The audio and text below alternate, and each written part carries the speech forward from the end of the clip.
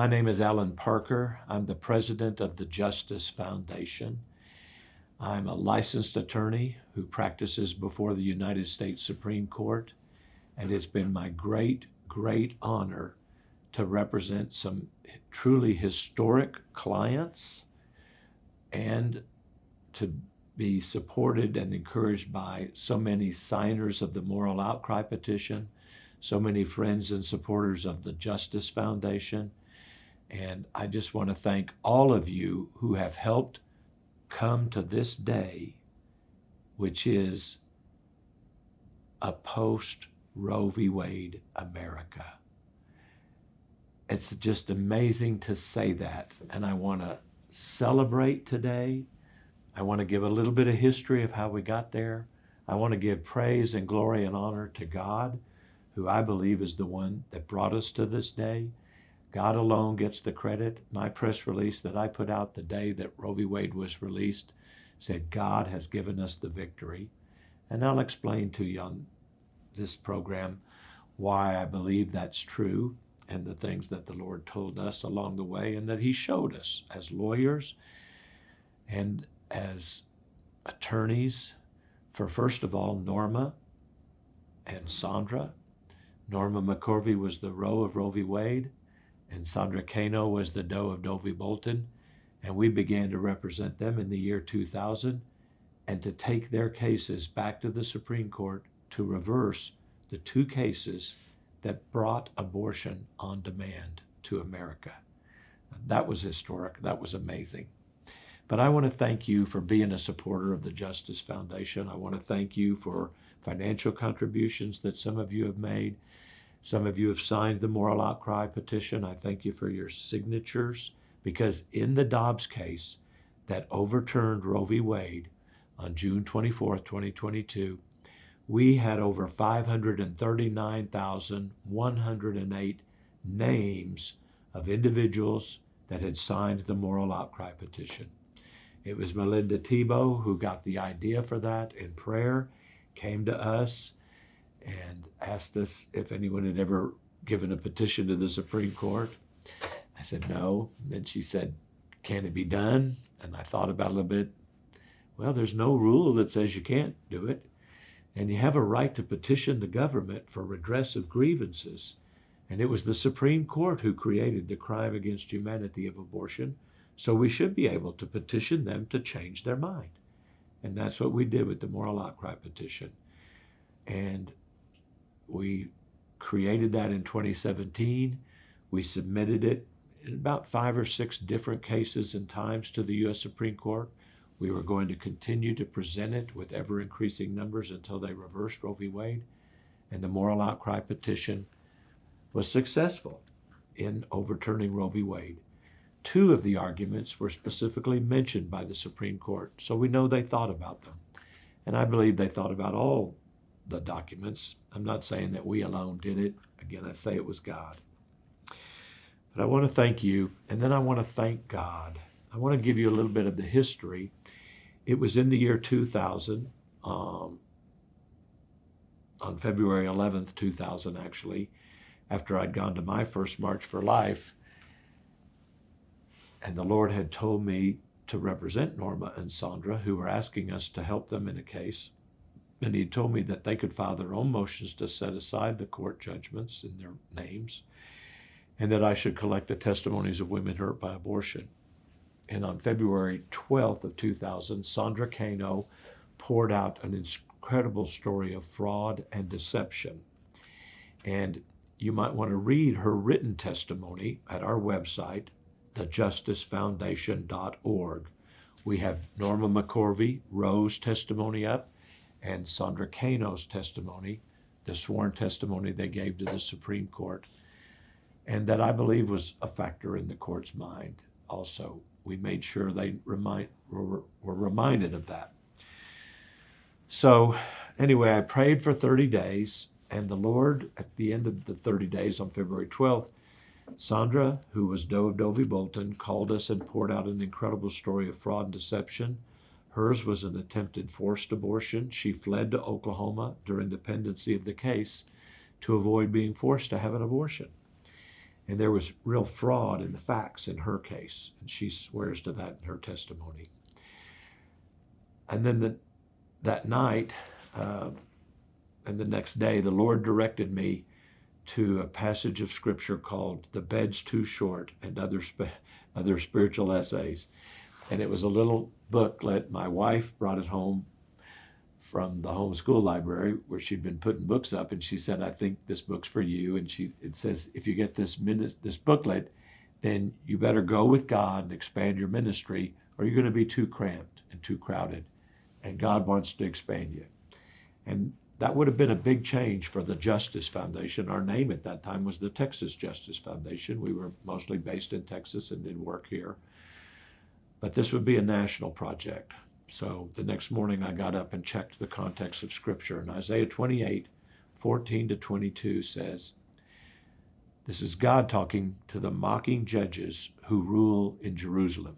So these are the national judges and rulers. He said, behold, you've made a covenant with death.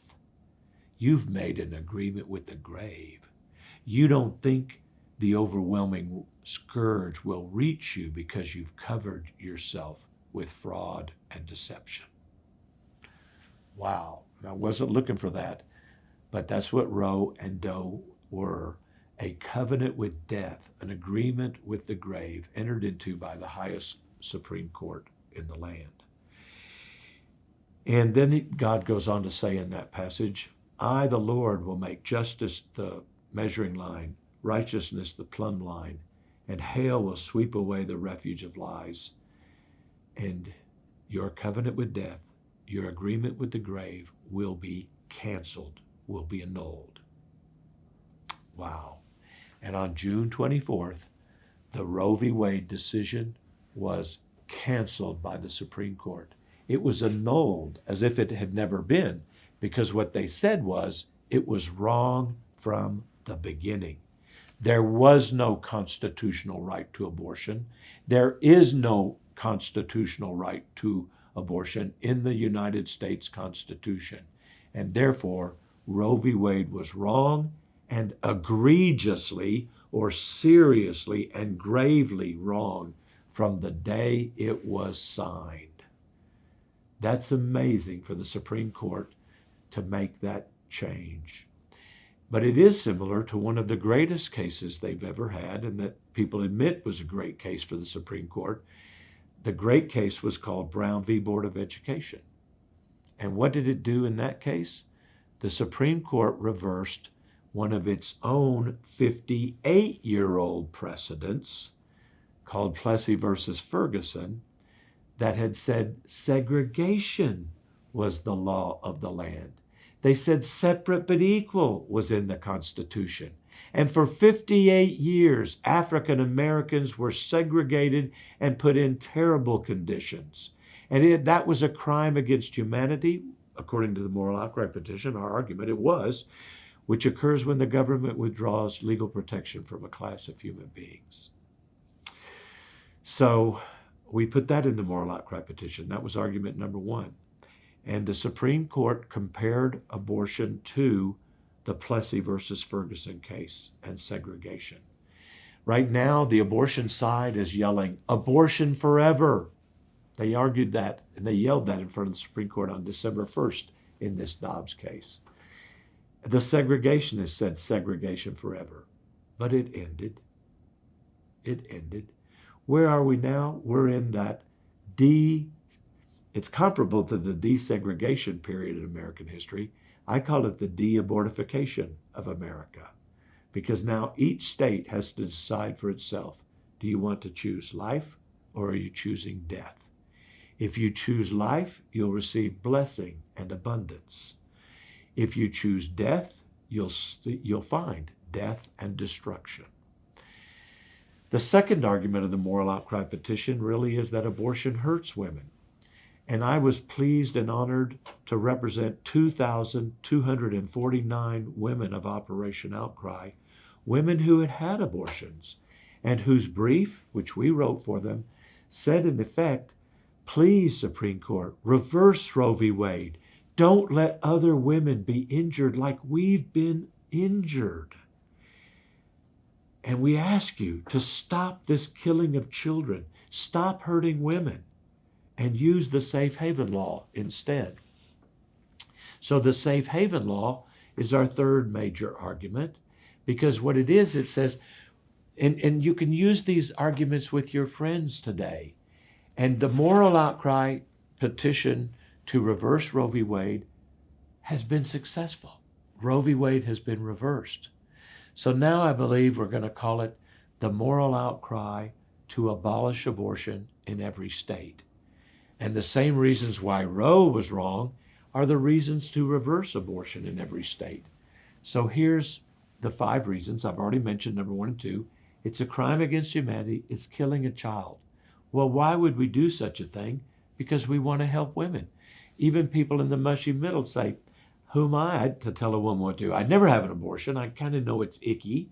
Even Justice Ginsburg, who was a notorious RBG, notorious member of the Supreme Court, strong champion of abortion, she wrote in Gonzalez v. Carhart, a 2007 decision, abortion is a difficult and painful decision for most women. Why is it difficult? Because it's killing a child. If you're just removing a wart or something from your skin or wrinkles from your face, there's no guilt, there's no shame with that. I mean, but you're killing a child. It's difficult and painful. So today, the third argument is the safe haven laws, which exist in all 50 states that weren't there in 1973, now make it unnecessary for any woman to have an abortion. Abortion is no longer a necessary evil, even if you thought it was necessary to help women. The safe haven law says for every woman, you can simply walk out of the hospital, leave your baby behind, or relinquish your baby to a hospital or fire station or other designated space within a designated time after birth, and you can be free. You can have the freedom of Roe v. Wade without killing the baby and injuring yourself. Isn't that a better way, America? And actually, most women will probably choose to keep the child, but that's their choice. If they're in such a difficult circumstance that they say, I can't take care of this baby, then we will take the baby as society through the safe haven law. If she says, I don't want to take care of a baby, I don't want to parent a baby, we'll say, we'll take that baby too. You don't have to pay anything, unlike abortion. So it's equally available to the rich and the poor. You don't have to travel to another state to get this. Every state has it. If you're low income, the only expense when you're pregnant is, generally speaking, the medical bills, your prenatal care, the cost of delivery, your postnatal care. And if you're low income, or even 200% at least, twice the poverty limit, most states and many states will support you. And it's included in most insurance programs. So you don't have to pay an abortionist to kill your child and injure you. Use the safe haven laws in every state, and you can go to National Safe Haven Alliance and find your state law. So those are the big 3 arguments. The 4th argument is, well, wait a minute. What's going to happen to all those children? And are they going to be all in foster care? The answer is no.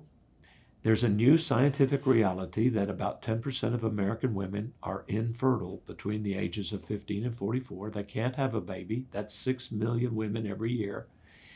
And after a few years of trying to fix it, for whatever the problem is, 1 to 2 million say, I want a baby. Now, there's 1 to 2 million families every year waiting to adopt a baby. So we can now say, we're going to take killing the child off the table. That's not an option. But here's your option. You can keep the baby, and there are 3,000 pregnancy centers in America that will, for free, will help you pay some of the expenses, get the help you need to keep the child if you want. There's free state-provided resources, Medicaid and food stamps and help for every woman in America that's low income. So we won't let you kill the baby, but in exchange for some months of pregnancy, which is serious, then we will say, we'll give you 18 years of freedom from parenting the child and the expense of parenting the child, which can be between $200,000 and $300,000 to raise a child for 18 years. Now, most women find that money, and most women who keep a child are very happy that they did so. But we're going to take killing children off the table. We'll give those children to the families that are waiting to adopt newborn children. And that's where it won't be a burden on society, and they won't be in foster care their whole life. They'll be with a loving home. And the last argument that we made is also for those who say, well, how do I know it's a human being? It's just a blob of tissue. Since 1973, 3 major scientific developments have occurred. And we mentioned all these in our briefs before the Supreme Court. In fact, one of our briefs, we represented Hannah S., the first formerly frozen human embryo to ever file a brief at the U.S. Supreme Court. The test tube babies, and through in vitro fertilization, the first one in the world was 1978, 5 years after Roe. Well, Hannah, we're all former embryos, but she was formed in a test tube because the sperm and the egg come together. That's how humans start. Then she grew for a few days, and then she was frozen. She was an embryo. She was frozen for 2.5 years, but she was alive. She was viable outside her mother's womb, albeit with artificial aid. And even in 1973, the Roe court said, when the child is viable outside the womb, albeit with artificial aid, the states can ban abortion. Now, at that time, there was about 24 weeks when that could be done. Now it's the moment of conception. They're viable outside the mother's womb. And then the other 2 scientific advances are DNA testing, which started in the 1980s in courts. If you test the DNA of the baby and the mother and send them to a DNA lab and say, send us back the results, they'll say, this is human DNA. These aren't embryos. They're not frogs or lizards in the womb. This is a human. They won't say it's an embryo. They won't know. They'll say, this is a human, either male or female. So we know it's a different human being. It's not the mother's body. If it was her body and you sent 2 samples from one arm or the other, they'd say, this is one human, female. And then the third one is sonograms. Those didn't exist in 73 on wide scale. The scientific concept, they became popular in the 90s and now show us that life begins in the womb. And it's a human being. You can see the face of a baby through the sonogram. You can see the fingers. You can see them sucking their fingers. You can see them doing baby things in the womb through 4D sound sonograms particularly. So where are we now? We're in a de-abortification, desegregation phase. We have a battle in all 50 states, and we can have 151 battlefields. Number one, why do I say that? Every state has 3 branches of government, and every branch of government can be a battlefield. There's the legislature, the judiciary, and the executive branch in all 3 branches of government. State legislatures may be pro-life, but the governor and the prosecutors might be pro-death, and they'll say, we're not going to enforce a pro-life law, or it might be reversed. You might have a state court that finds a right to abortion in the state constitution, even if the legislature tries to ban abortion. So and there may be, I live in Texas. Roe came from Texas, the Roe court decision. Norma lived in Dallas at the time. And in Texas right now, we're one of the first states. It is illegal. It is murder to have an abortion in Texas. Now, the woman is not prosecuted, but all who procure the abortion for her, the people who make pills or perform an abortion on her, could be prosecuted for murder in Texas. And that's why one of the most prominent and notorious abortion facilities, Whole Women's Health, who've been involved in many litigation cases, they have shut down all their Texas business and moved to New Mexico, because New Mexico protects abortion up to the moment of birth. You can have a late-term abortion. That baby can be about to come out of the womb, but if you kill it in the womb and crush the head and suck the brains out and then pull the baby out, that's not considered a murder. It's considered an abortion, which is protected in New Mexico. So we believe that the moral outcry signers, you can continue to have people sign that petition, and we may change the name to the Moral Outcry Petition to abolish abortion in every state, abolish legal abortion. We have laws against murder, but murder continues. But just because some people murder people is not a reason to say, well, let's let the laws go down and we'll just let everybody do what they want. We all want a just society. If someone murdered your mother, someone murdered your child that had been born, wouldn't you want justice for your mother and your baby?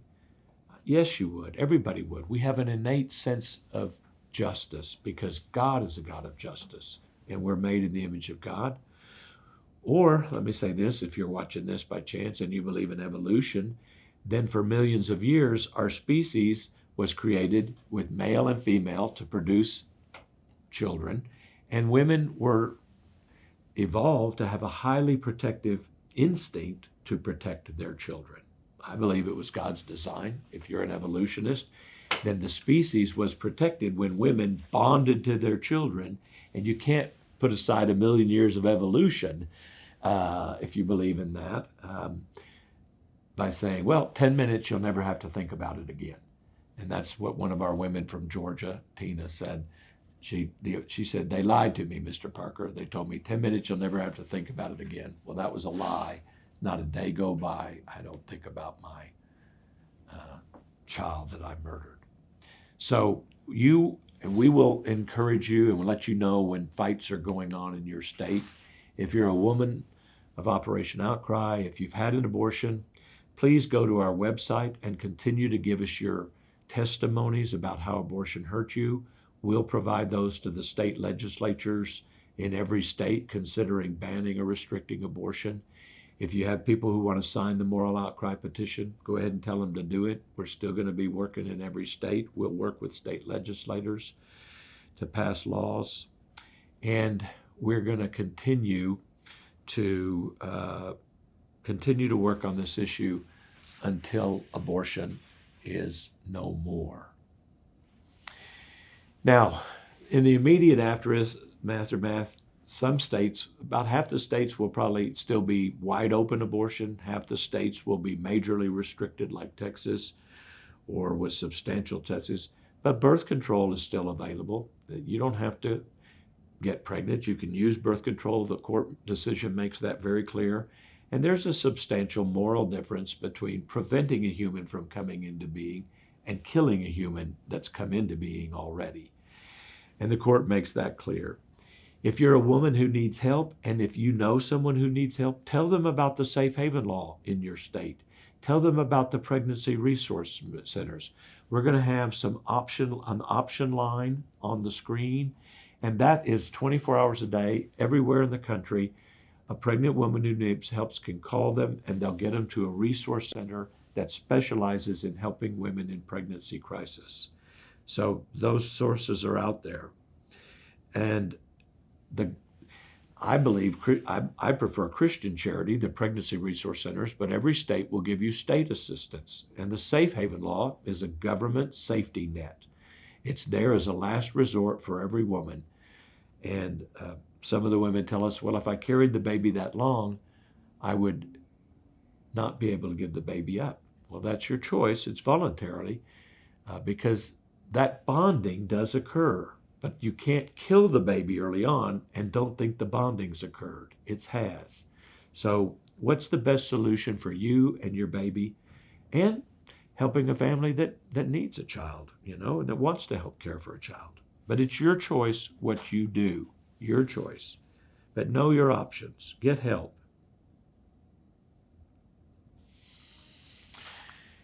It has been a great honor to represent all of these people.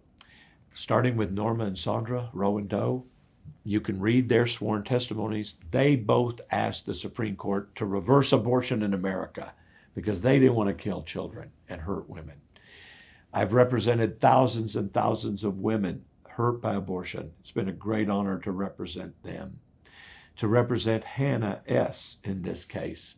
And also we represented the Jewish Pro-Life Foundation of America and some of the other rabbis and groups associated with them. It was the first time the Jewish voice had ever been in the court arguing that abortion is like child sacrifice, and the Jewish religion, Judaism, was the first religion which outlawed child sacrifice. And they also said that as Jews, they were very familiar with crimes against humanity and withdrawing legal protection from a class of human beings, and that they said this was like the Holocaust. And they said they had a special duty as Jewish people to rescue the perishing. We all have a duty from God to help our fellow man. Now's the time to step up, speak the truth in love, and help your fellow man. Please continue to support the Justice Foundation. We represent clients at no charge. It costs thousands of dollars to prepare briefs. We're going to be involved in legal battles. We deeply appreciate your financial support. You can give monthly. A small monthly donation can, like $10. If you do that every month, that's $120 a year. If you do $25 a month, I think that's $600. No, that's probably $350 a month. That's $600 a year. And you might not be able to give $600, but maybe you could do $50 or $25 a month. If you do $100 a month, that's a $1,200 donation a year. So that's why I say it just multiplies, and it gives stability to an organization to know they have monthly donors. If you want to do something now to honor someone who you know worked in the pro-life movement, or if you participated in abortion, and again, I just say this, go to our website and find the abortion recovery networks. There's online networks, there's weekend retreats, there's weekly treats. You don't have to suffer, and this is not an unforgivable sin.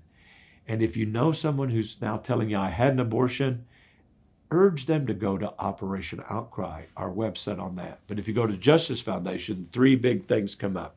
Our Center Against Forced Abortion. It is illegal to force a woman to have an abortion in every state. And number 2 is Operation Outcry. If you've had an abortion, you want to give us your testimony while we protect your identity, you do it there. And the Moral Outcry Petition is the 3rd big thing on our website. You can give us your signature or get your friends to signature and say, now we got to fight to abort abortion in every state. That's what we want to do. We want to save babies, save women. We want to help people, and we want to speak the truth in love. And again, I thank you for your prayers, those who prayed for us and interceded for us, those who donated, those who gave their testimonies. Thank you, thank you, thank you.